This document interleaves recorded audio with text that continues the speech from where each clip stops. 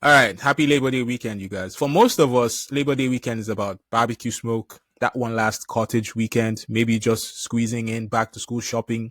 But here's the thing. Labor Day actually started with one of the boldest worker revolts in Canadian history. So let's talk about the strike that gave you this long weekend, what Labor Day used to mean, and whether it still matters today. And here's a spicy one for you. Would you give up Labor Day weekend for a 4-day work week? Let's get into it. Picture Toronto, 1872. Back then, the average workday was not 9 to 5, more like sunrise to sunset. We're talking 12-hour workdays, 6 days a week. It was brutal. Enter the Toronto Typographical Union. These printers decided they had had enough. They demanded a 9-hour workday and went on strike.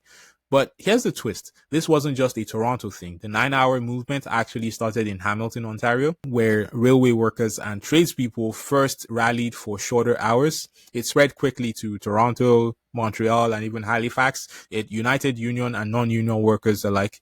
Striking was illegal at that time. Employers could and did have union leaders arrested. Globe publisher George Brown called the demands absurd and used a 1792 law to charge 24 union leaders with criminal conspiracy.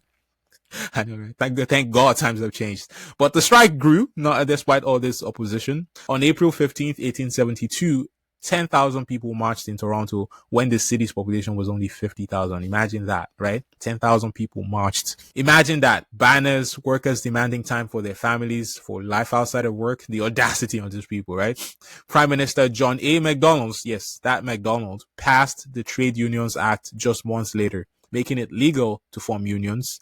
Following the strike, workers began organizing annual parades to celebrate their victories and push for further reforms. The parades became tradition, growing in size and influence. Here's a cool historical twist. In 1882, American labor leader Peter J. McGuire visited a Toronto labor parade. Inspired, he launched the first U.S. Labor Day in New York that same year. And in 1894, the federal government of Canada officially recognized Labor Day as a national holiday to be celebrated on the first Monday of September. Yeah, right? It was meant to honor the struggles and achievements of workers, especially those who fought for shorter hours, safer conditions, and fair treatment. So the next time you're grilling burgers on Labor Day weekend, maybe you have a beer on the side. Pour one out for those 19th century printers and railway engineers who risked jail time so you could have a long weekend. Here's the thing. Somewhere along the way, Labor Day stopped being about workers and started being about sales at Canadian Tire. Originally, this day was about recognizing the sacrifices of workers, the fights for things we now take for granted, like weekends, overtime pay, sick leave, health and safety laws. Unions in Canada didn't just fight for wages. They fought to end child labor, for pensions, for maternity leave. Without that movement, our work lives would look a lot more like 1872 today. But today, the parades have gotten smaller, the speeches are fewer. For many Canadians, Labor Day is just the unofficial end of summer. And honestly, I get it, especially with kids going back to school as well, right? Still, maybe we lose something when we forget the roots, right? Maybe Labor Day isn't just a holiday. It is a reminder of what collective action can actually achieve. Now let's talk about today. Do workers even need a Labor Day anymore? I know this one. You're not tricking me to give up my long weekend, you guys. Stop that. Okay, look. On one hand, yes, things are better. We've got weekends, health benefits, workplace protections. But the world of work is changing faster than ever. Think about the rise of the gig economy. I'm talking Uber drivers, DoorDash couriers, freelance, everything, right? Think about remote work and how that blurs the lines between home and office. Think about AI and automation replacing jobs we thought were safe. In 1872, the fight was for shorter hours and safer conditions. In 2025, the fight might be for something different, like job security, a living wage in cities where rent is skyrocketing, or the right to log off when your boss sends that quick email at 5 p.m. on a Friday. Look, hell yeah, Labor Day is relevant. Maybe not as a parade, maybe not with union banners waving downtown, but as a day to ask, do we still control our work, or does our work control us? All right, let's end with a big question. Imagine this. Canada scraps Labor Day. Instead, we all get a 4-day work week. Would you take that deal? Some companies are already testing that. There was actually a 2023 report about this. The report was co-authored by Carlo Fanelli, who is an associate professor of work and labor studies at York University. They studied 30 Canadian companies and found 90% saw productivity stay the same or improve with a 4-day work week.